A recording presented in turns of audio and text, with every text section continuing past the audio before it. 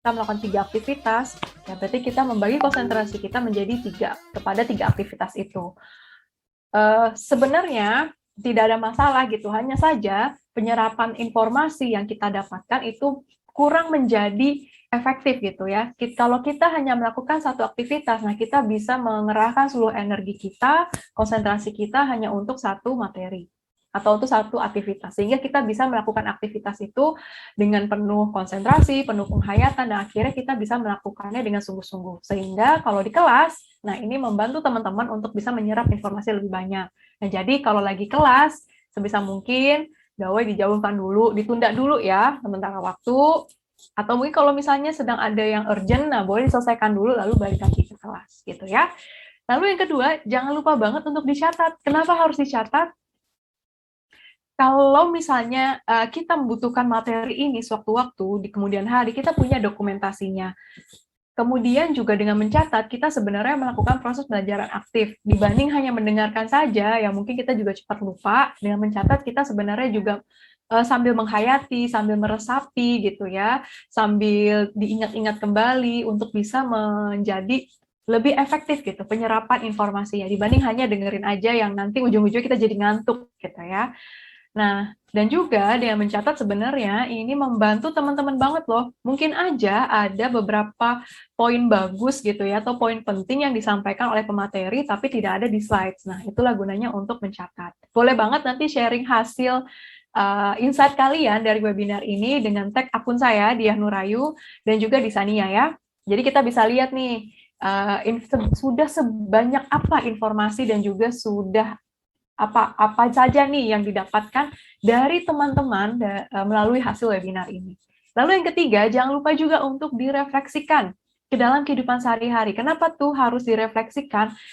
Karena dengan kita merefleksikan materi ini ke dalam kehidupan sehari-hari, jadi kita sambil introspeksi ya, sambil flashback gitu, sambil bertanya ke diri sendiri. Nah, kita juga jadi tahu sebenarnya saya seberapa parah sih overthinkingnya gitu ya. Apakah saya sudah menerapkan ini dalam kehidupan sehari-hari, atau kita juga bisa bertanya sejauh ini overthinking saya tuh sudah seberapa parah dan lainnya.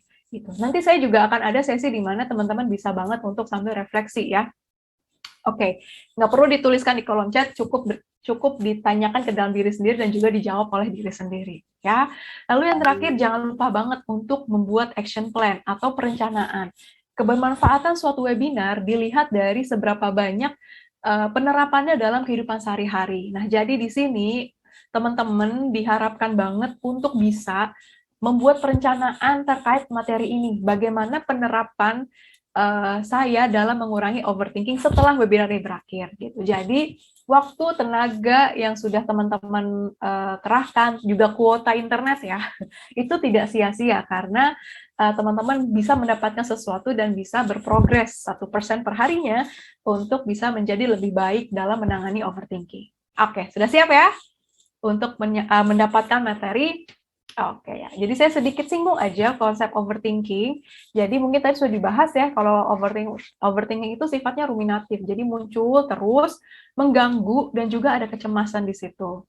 Nah, jadi kalau misalnya di sini teman-teman banyak melakukan asumsi, jadi asumsi ini adalah pemikiran yang tidak berdasarkan fakta, jadi hanya ya semacam spekulasi aja, tapi nggak ngapa-ngapain juga gitu, jadi cuma dipikirin dan itu adalah asumsi, tanpa melakukan aktivitas apapun, itu bisa dibilang overthinking. Kalau misalnya kita banyak menguji sesuatu kayak komen atau apapun itulah ya, kemudian kita terus-terusan berada dalam suatu pemikiran yang sama, tapi kita tidak melakukan tindakan apapun supaya kita bisa paling enggak merilis pemikiran itu atau membuat tindakan nyata, gimana caranya supaya apa yang saya asumsikan itu terjadi, nah itu overthinking. Coba deh, kalau teman-teman di sini sedang berada dalam kondisi overthinking, apakah kenyataannya seperti itu? Gitu. Jadi overthinking itu kalau kita mikirin terus, tapi nggak ada actionnya. Nah, coba deh teman-teman sambil direfleksikan ya. Apakah saya seperti itu kalau overthinking? Nah, jadi mungkin tadi juga sudah dijelaskan bahwa overthinking itu ada dua, ada ruminasi, ada juga worry. Nah, mungkin yang belum dibahas adalah kalau ruminasi itu ada dua jenisnya. Jadi ruminasi merupakan pemikiran yang berulang terkait dengan kejadian yang sudah terjadi di masa lalu. Jadi yang nggak bisa move on dengan mantan, yang gagal ujian, dan lain-lainnya. Nah, itu salah satu contoh ruminasi. Dan kalian di situ menyesal, aduh kenapa ya saya begini? Coba seandainya saya begitu, gitu ya. Jadi banyak what if questions di situ. Nah, ruminasi ini ada dua. Ada emotion focus rumination, lalu kemudian ada stress reactive rumination. Jadi kalau emotion focus rumination, itu kita berfokus kepada penyebab dan resiko munculnya suatu emosi. Jadi kalau misalnya di sini teman-teman merasa kecewa, merasa sedih karena misalnya ujiannya jelek, nah teman-teman tuh menyalahkan emosi yang muncul. Kayak coba misalnya nilai gue bagus gitu, pasti gue gak akan sedih. Kayak gitu. Coba dulu dia nggak mutusin gue, pasti gue nggak akan marah-marah. Kayak gitu, itu salah satu contoh ruminasi. Itu yang emotion focus. Lalu ada stress reactive rumination. Kalau ini berfokus pada alasannya terjadi suatu situasi yang buruk. Dan ini biasanya terkait dengan adanya what if questions. Misalnya gini, teman-teman dapat nilai jelek gitu ya, karena teman-teman nggak belajar. Jadi nggak belajar karena dicurhatin sama teman gitu. Jadi ada teman telepon, terus Laras, aku mau curhat dong gitu ya. Misalnya Laras, aku mau curhat, terus akhirnya Laras mengiyakan. Nah, terus padahal besoknya dia mau ujian gitu ya, mau kuis. Nah, ternyata pas kuis dia nggak berhasil tuh menyelesaikan soal-soalnya. Aduh, so banget nih, gitu kan. Terus akhirnya Laras jadi kayak gini, gara-gara si ini sih nelfon gue jadi jelek kan nilainya gitu. Nah, pemikiran itu terus berulang. Dan yang disalahin adalah si dia, kenapa ya dia minta curhat di saat waktu yang nggak tepat. Seperti itu. Ya, jadi fokus pada situasi buruk. Dan kemudian jadi muncul, coba seandainya dia nggak telepon gue, pasti gue nggak bakal ini deh, nggak bakal kayak eh, nggak bakal nerima telepon, akhirnya gue bisa fokus buat belajar dan lainnya seperti itu, ya. Oke. Nah, lalu juga tadi ada worry. Worry itu kita mengkhawatirkan sesuatu yang belum terjadi. Kalau ruminasi di masa lalu, kalau worry di masa depan. Jadi sebenarnya kejadian ini belum ada, tapi kita memikirkan kira-kira kejadian seperti apa yang akan saya hadapi. Nah, worry ini ada dua. Ada reality based worry, ada imaginative worry. Nah, kalau reality based worry ini sebenarnya lebih kepada kita mempersiapkan diri untuk hal-hal yang akan terjadi ke depannya. Dan ini sifatnya bagus banget, dia adaptif. Kayak misalnya gini, teman-teman dapat nih informasi dari dosen, kita minggu depan ujian ya. Gitu. Ya sering lah ya dosen kayak gitu, kita minggu depan ujian ya, misalnya gitu. Nah, kalau dia punya reality based worry, dia akan memprediksi, aduh saya mau ujian ini, terus saya belum ngerti lagi materi ini, saya bisa ngapain ya, gitu. Jadi ini membantu teman-teman untuk menyelesaikan masalah gitu. Tapi ada juga imaginative worry. Jadi dia berfokus pada hipotesis yang terlalu jauh atau asumsi yang terlalu jauh dan lebay gitu loh. Nggak memiliki, dan serta tidak memiliki kontrol. Jadi kalau imaginative worry, sama nih contohnya, minggu depan kita ujian ya. Oke. Kalau imaginative worry, dia akan memikirnya seperti, aduh nanti soalnya gimana ya, susah atau mudah ya. Aduh, terus nanti kalau misalnya aku nggak bisa jawab gimana nih? Terus, aduh kalau misalnya nilaiku jelek, terus nanti gimana dong nilai mata kuliahnya, terus kalau misalnya aku ngulang gimana, terus kalau nanti pengaruhi IPK aku gimana, padahal aku kan udah berprestasi dan lain-lainnya gitu ya. Nah itu imaginative worry, lebay gitu ya, dan kata lain tuh lebay banget, padahal ujiannya aja tuh belum ada gitu loh, belum tak, dan juga kita nggak tahu kan apa yang akan terjadi gitu. Memang banyak sekali faktor X di luar sana, akan tetapi apakah kita sepatutnya untuk memikirkan hal itu terlalu jauh gitu, sementara kita ada loh yang harus dilakukan, yaitu belajar. Dan ini mengganggu banget, kita jadi overwhelmed dengan pemikiran itu, yang muncul adalah emosi cemas, terus semakin kita memikirkan, semakin kita cemas, akhirnya ya udah, kita jadi nggak ngapa-ngapain, kan sayang banget gitu ya. Nah, kenapa gitu ya? Kenapa kita bisa overthinking? Mungkin tadi sudah sedikit jelaskan, ada think, feeling, and behavior. Jadi overthinking itu dimulai dari pemikiran kita. Bagaimana kita melihat sesuatu, bagaimana kita memaknai sesuatu. Tadi sudah ada ya dari Budita tuh, oke banget tuh Budita penjelasannya. Kalau saya mungkin nggak bisa sedetail Budita ya. Tapi kalau saya akan bilang bahwa apa yang kita pikirkan itu dipengaruhi oleh bagaimana kita melihat sebuah kejadian. Apakah kita melihat kejadian itu sebagai ancaman atau ya udah biasa aja gitu. Coba deh teman-teman mungkin bisa sambil observasi, sambil kayak memikirkan gitu ya, introspeksi atau refleksi ke dalam diri, atau mungkin pernah melihat sesuatu.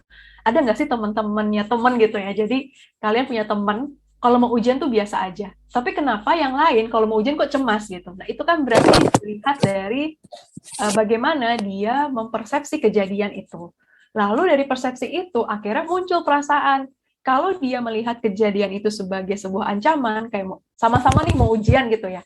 Yang satu, aduh ujian, aduh gimana nih kok kayaknya susah banget dan lainnya. Nah, dia melihat itu sebagai sesuatu yang memberatkan, sebagai ancaman. Akhirnya yang timbul adalah emosi cemas.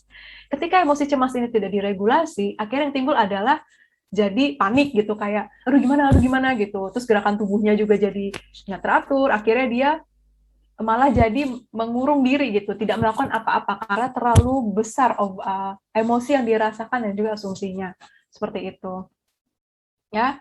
Oke. Nah, apa aja sih yang dapat membuat kita tuh jadi overthinking? Nah, jadi ini ada beberapa hal yang perlu mungkin teman-teman sambil bisa refleksikan ya, kebiasaan-kebiasaan ini yang memperparah overthinking kita. Jadi ada habitual avoidance. Jadi kita memilih untuk lari dari ancaman karena kayak, oh ini nggak bahaya gitu. Tapi sebenarnya ini tuh berbahaya. Contohnya apa? Kayak tadi ujian. Teman-teman merasa kayak, aduh, aku nggak suka mau ujian. Lu kok kayak berat banget ya kalau mikirin ujian. Atau yang skripsi nih. Oke, ada yang lagi ngerjain skripsi nggak? Skripsi itu kan proyeknya lama sekali ya, dan juga banyak tuntutannya gitu. Ada tuntutan dari keluarga yang ingin cepat lulus, ada tuntutan dari dosen pembimbing yang ini kapan nih progresnya dan lain-lain. Belum lagi kitanya yang juga perlu banyak melakukan riset gitu ya dan lainnya. Itu kan melelahkan sekali. Nah, kita nggak suka berada dalam situasi tersebut. Akhirnya kita milih kabur. Tapi sebenarnya itu tidak menyelesaikan masalah dan malah membuat kita jadi overthinking gitu ya. Jadi niatnya sih pingin bebas ya, tapi ternyata ya kita harus berbalik dengan realita gitu.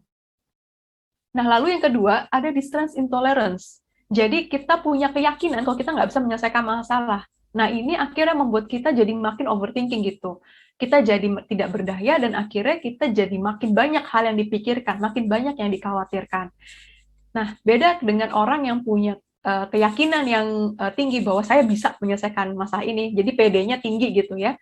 Walaupun dia tahu dia overthinking, dia akan cari cara, dia akan cari tindakan gimana caranya supaya saya bisa um, menyelesaikan masalah ini gitu. Nah, lalu yang ketiga ada worrying about the future catastrophes. Jadi ini tadi juga sudah dijelaskan oleh Bu Dita, kita tuh terlalu banyak memprediksi atau merencanakan penyelesaian masalah. Tujuannya sih biar kita cari aman, tapi sebenarnya itu tidak membantu sama sekali. Yang ada malah kita jadi makin terbebani dan akhirnya kita jadi malah nggak bisa ngapa-ngapain. Gitu. Lalu juga ada misappraising the level of threat.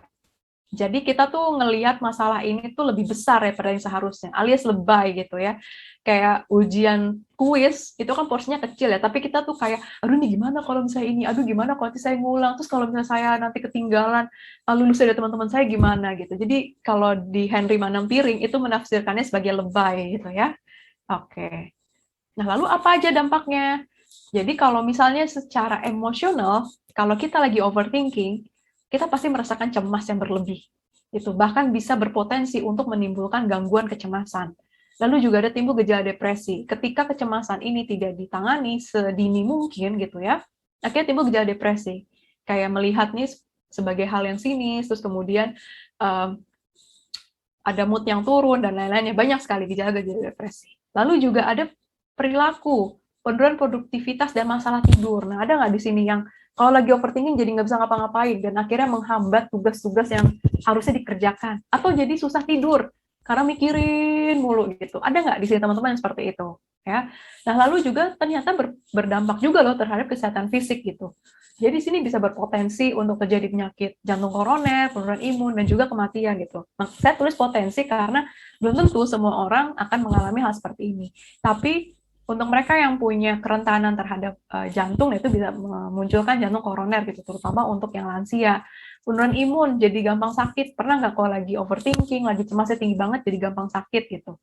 Atau mungkin kalau misalnya penyakit-penyakit tadi tidak ditangani gitu ya, kayak jantung koroner tidak ditangani dan lainnya bisa berpotensi kematian gitu ya. Jadi kematian ini nggak langsung kan overthinking terus jadi meninggal gitu, enggak. Tapi gara-gara kita punya overthinking, kita jadi gampang sakit, terus tidak ditangani, akhirnya bisa meninggal gitu.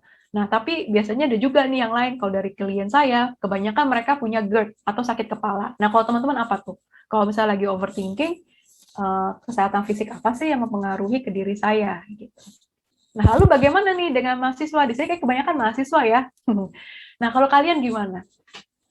Ngerasa nggak sih kalau kita semua dulu kan saya juga pernah jadi mahasiswa ya, tuntutannya tuh banyak banget, kayak ada tugas kuliah yang bejibun gitu ya. Jadi udah ada tugas, masih ada tugas lagi gitu. Jadi nggak cuma tugas kuliah, bahkan kalau ada yang aktif di organisasi, kayaknya juga ada tuh tambahan-tambahan tugasnya. Atau yang ikut UKM, pasti juga ada tugas-tugas yang harus diselesaikan.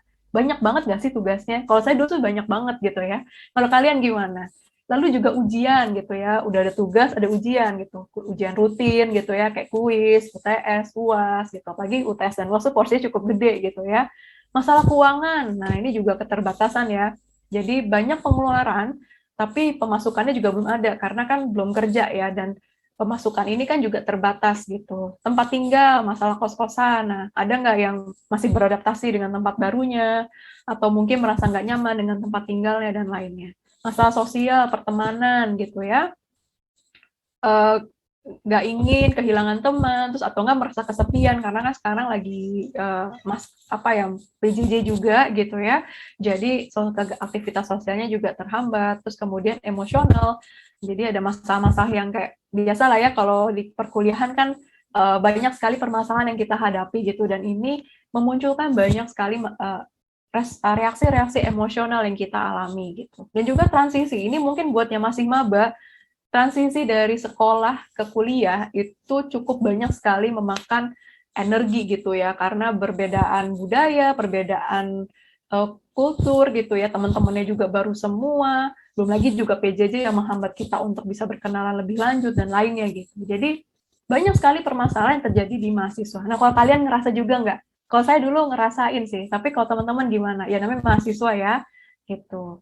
Apalagi nggak pernah luput dari tugas paper lah, penelitian lah, apalagi gitu ya, dan lain-lainnya. Nah, lalu kita mau bahas nih mengenai fakta aja ya, fakta cek gitu ya, terkait dengan overthinking. Jadi, dari hasil risetnya, itu menyatakan bahwa usia produktif, usia 35 sampai 59 itu masih usia produktif ya, termasuk juga usia-usia perkuliahan itu memiliki tingkat kecemasan yang tinggi dibandingkan rentang usia yang lain gitu. Jadi usia ini sebenarnya mempengaruhi secara signifikan tingkat kecemasan seseorang gitu. Jadi sebenarnya kalau makin tua itu semakin rendah tingkat kecemasannya. Gitu. Jadi kecemasan ini kan berkaitan sekali ya dengan overthinking. Jadi cemas itu awalnya dari overthinking itu. Jadi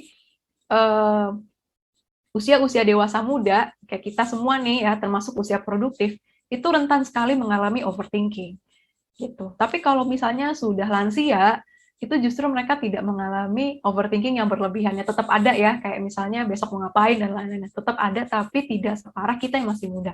Nah, kenapa tuh? Karena kalau misalnya semakin tua gitu ya, semakin tinggi usianya gitu, jadi makin dewasa, mereka ini akan semakin banyak sekali terpapar dengan kehidupan-kehidupan. Jadi mereka belajar dari situ, dan mereka jadi bisa memilih dan memilah mana yang ini saya boleh pikirkan, mana yang ini kayak nggak perlu. Jadi akhirnya mereka punya manajemen diri yang sudah mereka terapkan gitu. Jadi mereka udah tahu mereka harus ngapain kalau lagi kayak gini. Terus mereka juga udah bisa lebih pandai dalam memaknai sebuah masalah. Apakah saya mau melihat ini sebagai ancaman atau enggak gitu. Jadi mereka lebih punya kontrol. Jadi kayak ngapain ya saya mikir kayak gini, nggak guna juga buat saya gitu. Itu kalau udah mungkin lebih dewasa gitu. Tapi tidak memungkiri juga, ada juga mungkin yang usia kita yang muda, yang mereka memang tipikal pembelajar gitu ya. Jadi melihat kejadian di masa lalu dan mengambil hikmahnya serta menerapkannya dalam kehidupan saat ini, itu ada juga mungkin seperti itu. Tapi lebih banyak memang orang yang mengalami overthinking itu di usia produktif atau usia dewasa muda seperti kita nih gitu. Nah, lalu dari gender, jenis kelamin, ternyata perempuan nih yang lebih berpotensi. Kenapa? Kalau ini sebenarnya lebih kepada masalah fisiologis ya, yaitu masalah perbedaan cara kerja otak perempuan dengan laki-laki gitu. Jadi memang berbeda seperti itu. Nah, kalau teman-teman gimana? Yang cewek-cewek nih, kalian sering overthinking nggak? Nah, yang cowok-cowok juga gimana di sini? Sering overthinking juga nggak? Gitu ya. Oke. Nah, oke. Ini sini ada 3 minute self-reflection, tapi saya takut kalau waktunya nanti nggak cukup, jadi mungkin bisa sambil ditanyakan ke dalam diri aja ya. Seberapa sering sih kalian overthinking dalam 1 bulan terakhir? Ini kita sambil mengenali diri ya. dan juga kita sambil melihat seberapa jauh penanganan yang sudah teman-teman lakukan. Gitu. Nggak usah di-share, cukup dalam sendiri aja. Gitu. Apa sih pemicunya dari overthinking yang teman-teman alami? Jadi kenali dulu tuh pemicunya, supaya nanti kita bisa bikin planning. Gimana nih caranya? Gitu ya. Apa aja yang kalian pikirkan biasanya? Nah, kalau kalian lebih sebetulnya lebih condong ke worry atau ke rumination gitu. Nah, mungkin bisa disebutkan secara spesifik. Kalau worry, worry-nya apa? Apakah reality based worry atau imaginative worry? Kalau rumination, apakah emotion focus atau tadi stress reactive rumination gitu ya. Lalu gimana perasaan kalian? Perasaan apa aja yang muncul kalau lagi overthinking? Dan apa aja dampaknya ke dalam kehidupan sehari-hari? Jadi kita bisa lihat dampaknya gitu ya. Bagaimana overthinking ini bisa mempengaruhi kehidupan sehari-hari. Oke. Mungkin nggak usah lama-lama, yang 1 menit aja ya, karena waktunya juga terbatas, gitu ya. Oke. Saya izin minum ya, teman-teman.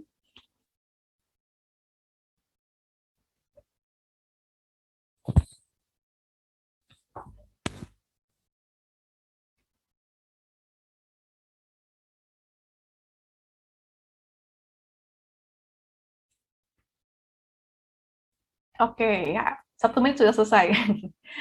Ya, oke. Nah, kemudian kita akan bahas mengenai konsep filosofi teras gitu ya. Sebenarnya apa sih filosofi teras? Terus kenapa namanya teras gitu ya? Kenapa enggak filosofi rumah atau mungkin filosofi beranda gitu ya, atau mungkin filosofi taman dan lainnya gitu ya. Oke, jadi gini, jadi ceritanya ada seorang, ini udah lama banget sih kejadiannya di zaman ini zaman Yunani kuno kalau nggak salah. Jadi ini saya sambil baca ya dari sini. Ada seseorang namanya Zeno. Jadi Zeno ini tuh kayak pedagang gitu ya, pedagang pewarna tekstil gitu. Nah, uh, tapi pewarna tekstil di zaman dulu jangan dikira kayak sekarang ya, yang bisa beli di pasar gitu dan mudah banget dapetinnya, bahkan dipakai buat warnain ayam, nggak gitu ya. Jadi pewarna tekstil itu dibuatnya susah sekali. Jadi dia ini membawa muatan berupa pewarna tekstil yang akan digunakan untuk mewarnai kain dari raja gitu ya, raja atau kaisar gitu. Nah, pembuatan pewarnanya itu susah banget gitu. Kayak untuk bisa dapetin sedikit sekian gram yang sedikit banget itu udah melalui proses pembuatan yang pokoknya tuh ribet banget gitu dan mahal sekali harganya. Tapi sayang banget ketika dalam perjalanannya menggunakan kapal tiba-tiba tuh kayak ada bencana dan itu dagangannya tuh kayak tenggelam gitu. Jadi dia tidak bisa menyelamatkan dagangannya dan akhirnya dia memilih dan dia akhirnya pun berlayar lah tuh dengan menggunakan papan yang ada gitu ya untuk sampai ke darat. Nah, kemudian ketika sampai darat dia ketemu toko buku tuh. Nah, di toko buku itu dia kemudian kayak lihat-lihat lah ya. Dulu namanya bukan toko buku kali ya, tapi toko perkamen karena zaman dulu kan bentuknya pakai gulungan gitu yang dibaca seret gitu ya. Nah, dia lihat terus kayak ini kok ada pembelajaran yang keren banget nih menurut dia dan dia tertarik untuk mempelajari filosofi-filosofi tersebut gitu dan akhirnya ditemukanlah bahwa penyebaran ajaran itu ada di sebuah teras gitu ya, di sebuah teras dan ini diajarkan oleh namanya Krates gitu. Jadi Krates ini aliran dari sinik gitu dan ingin belajar mengenai filsafat darinya gitu. Dan akhirnya dia belajar tuh dari kemudian Zeno ini belajar berbagai filsafat dari berbagai filsuf yang berbeda gitu. Dan ia pun juga jadi senang membagikannya dan membagikan ilmunya ini di dalam teras gitu. Jadi di bagian sisi utara agora. Jadi kayak agora ini tempat berdagang gitu ya, tempat publik untuk berdagang dan berkumpul. Jadi alun-alun di Yunani kuno gitu. Kayak mungkin kita nyebutnya kayak plaza kali ya, kalau di bahasa Inggris gitu plaza. Jadi ini ada tempat pertemuan kayak alun-alun. Nah, di situ dia mengajarkan ajaran filosofi ini gitu. Nah, namanya tuh disebutnya pengikutnya disebut sebagai kaum Stoa gitu ya. Dan banyak orang yang susah nyebutnya stoicism tuh kayak ribet gitu. Akhirnya ya udahlah ya disebut aja teras gitu. Jadi stoa itu artinya teras gitu. Jadi kaum yang mempelajari dan mengikuti aliran ini namanya kaum Stoa. Nah, karena susah disebutin ya, akhirnya yaudahlah ya bilang aja filosofi teras gitu. Jadi akhirnya tuh dikembangkan tuh selama beberapa waktu, namun sempat redup karena ada kekaisaran Romawi yang mengambil alih Yunani waktu itu ya, gitu. Jadi sebenarnya ini keren banget gitu untuk ajaran-ajaran ini. Nah, sebenarnya apa sih yang ingin dicapai gitu ya dari filosofi teras ini gitu? Jadi kita pingin banget hidup itu terbebas dari emosi negatif dan mendapatkan ketentraman dengan berfokus pada hal-hal yang bisa dikendalikan. Nah, dan dalam penerapannya filosofi teras itu juga mengajarkan 4 kebajikan nih. Jadi kita dalam menerapkan ajaran filosofi teras ada 4 prinsip gitu ya, virtue, kebajikan. Jadi yang pertama adalah kebijakan. Kita mampu mengambil keputusan terbaik dengan melihat dari berbagai sudut pandang dan tanpa melekatkan diri secara emosional atau melibatkan asumsi. Keadilan, kita memperlakukan orang lain dengan adil dan juga jujur gitu. Yang ketiga ada keberanian. Jadi keberanian berbuat benar gitu. Jadi kalau misalnya teman-teman di sini melakukan sesuatu hal yang benar dan itu berprinsip dengan sesuai dengan norma agama, norma masyarakat dan norma yang berlaku, ya kita mesti berani gitu. Dan lalu yang keempat menahan diri.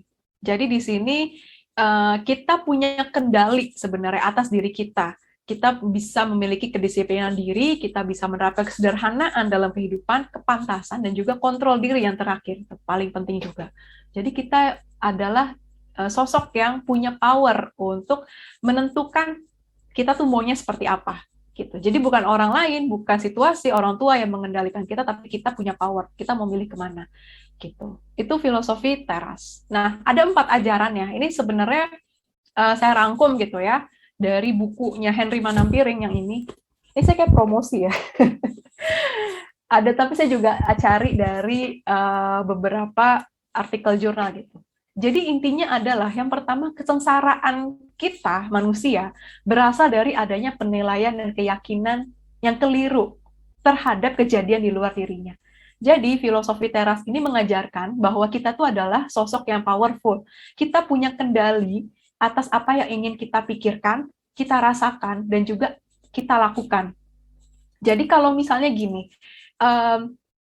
teman-teman berada dalam situasi yang sulit nih, misalnya kayak tadi ya contohnya, lagi besok mau ujian, terus kita ditelepon nih sama teman, padahal kita harusnya belajar. Nah, terus ada telepon masuk nih gitu kan dari teman kita gitu. Kita tuh sebenarnya punya pilihan loh, mau ngangkat telepon itu atau enggak. Terus pas diangkat nih, ternyata kita milih ngangkat, ya udah kita angkat. Terus ternyata dia mau curhat. Nah, kita tahu dong kalau curhat itu pasti nggak mungkin cuma 1 menit. Paling nggak setengah jam atau 1 jam, yang padahal itu bisa kita gunakan. Tapi again, kalau filosofi teras itu menyatakan bahwa kita punya kendali mau tetap melanjutkan percakapan ini atau enggak gitu. Kalaupun misalnya kita mau melanjutkan karena nggak enak, ya udah itu pilihan kita dan jangan pernah menyalahkan pilihan kita. Kalau kita memilih menutup, ya udah berarti kita bisa fokus dan lainnya gitu. Dan kalaupun misalnya ternyata nilai kita jelek gara-gara kita nggak belajar dan memilih untuk meladeni curhatan teman kita, ya kita nggak bisa menyalahkan itu gitu. Kalau prinsip filosofi teras adalah kita melihat kejadian nilai jelek kita ini ya dari prinsip kita sendiri gitu, dari pikiran kita sendiri. Kita punya kebebasan untuk mau menginterpretasi kejadian kita seperti apa. Nggak ada yang benar, nggak ada yang salah. Tapi intinya kalau kita jadi sengsara karena melihat suatu kejadian, ya itu salah kita sendiri gitu. Kita bisa aja loh melihat nilai jelek kita itu sebagai